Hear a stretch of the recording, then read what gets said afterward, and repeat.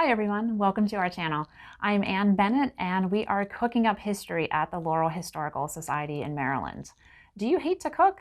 There's cookbooks for that, too, in fact, and we'll be talking about Poppy Cannon's The Can Opener Cookbook and Peg Bracken's The I Hate to Cook book. We'll start with Poppy Cannon's 1951 book, The Can Opener Cookbook. Poppy was actually born Lillian Gruskin in South Africa to Lithuanian Jewish family who later moved to Pennsylvania when she was 4 years old. And writing after the Second World War, Poppy encouraged her readers to make sophisticated food out of convenience food, things that were canned or frozen or partially prepared already.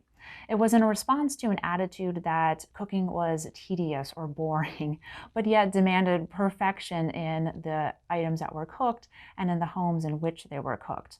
But Poppy had a fairly troubled childhood, so she understood working women. She herself enjoyed working, whether it was for herself when she was single or when she was married. So she understood the demands of working women and also the demands of running a household for stay-at-home moms or women just running different households.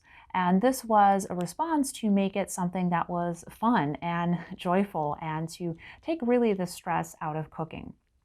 Her writing is creative and it's upbeat. She encourages her readers to fling and stir like crazy and really just go mad and have fun in the kitchen. Her life outside the kitchen was just as crazy. She was also 6 feet tall, similar to what we hear about Julia Child, and she really owned being that tall and just being glamorous and having fun.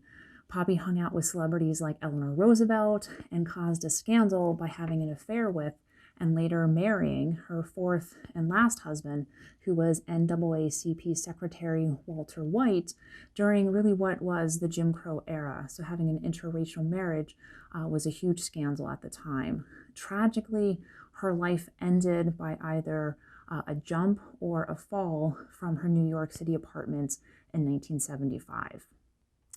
She was not fazed by naysayers or people who had not pleasant things to say about her recipes, including famous celebrities like James Beard.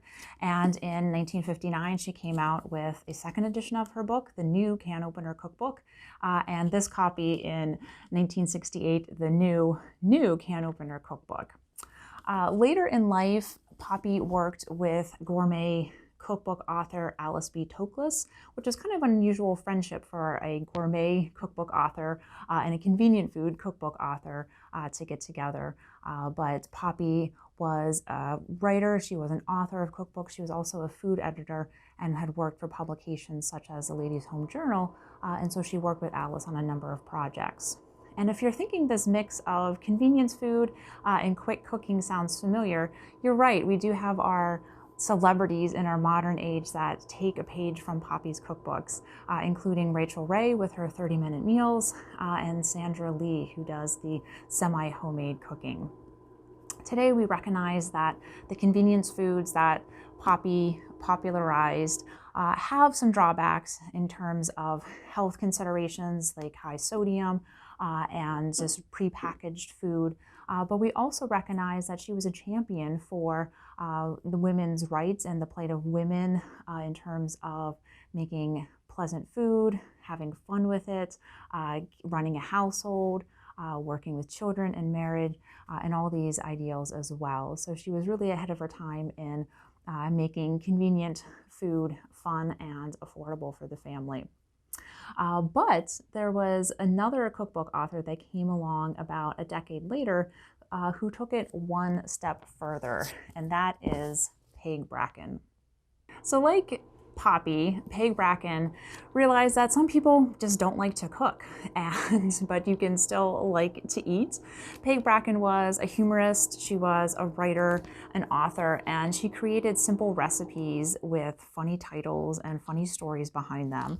And again, she was appealing to women who needed reliable recipes. recipes that were tried and true that you could count on if you weren't a really good cook, but yet you still wanted to have dinner parties or go out to socialize and things like that.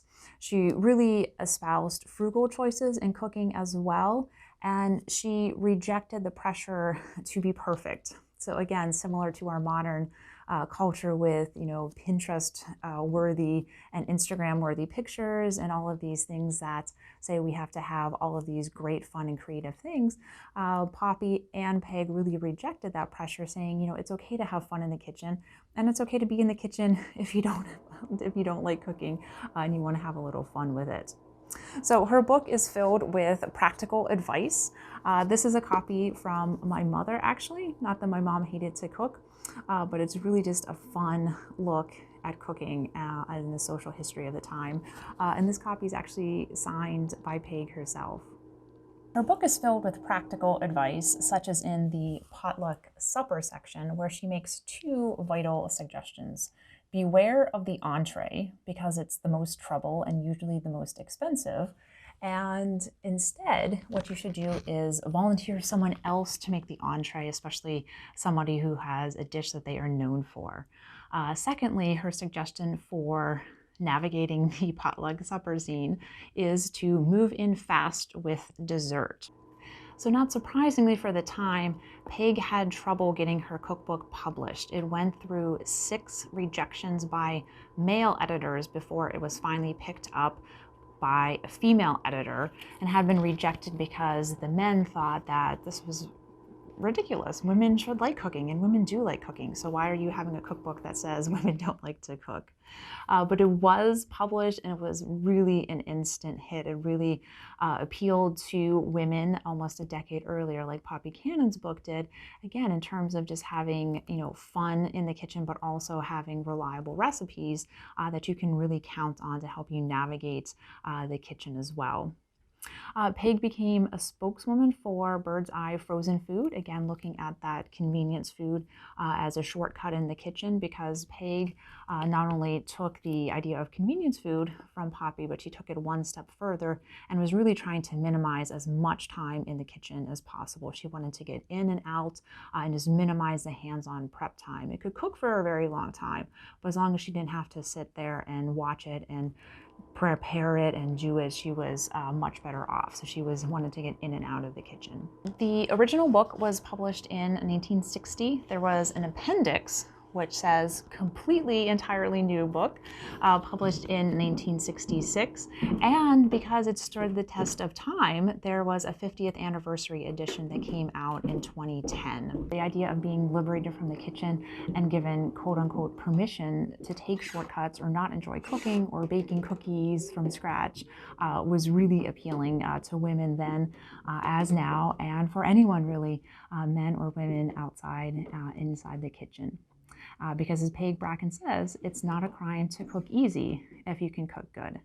And I'll leave you with one favorite recipe of my parents, and one that exemplifies Bracken's style is the Hoot and Holler whiskey cake, which includes, quote, 1/4 cup bourbon plus more for you. And its first step is take the bourbon out of the cupboard and have a small snort for medicinal purposes. I hope you enjoyed this bite into history, and I hope you join us next time for our new video here at the Laurel Historical Society in Maryland. Be sure to like, share, and subscribe to our channel, and comment below what is your favorite shortcut in the kitchen.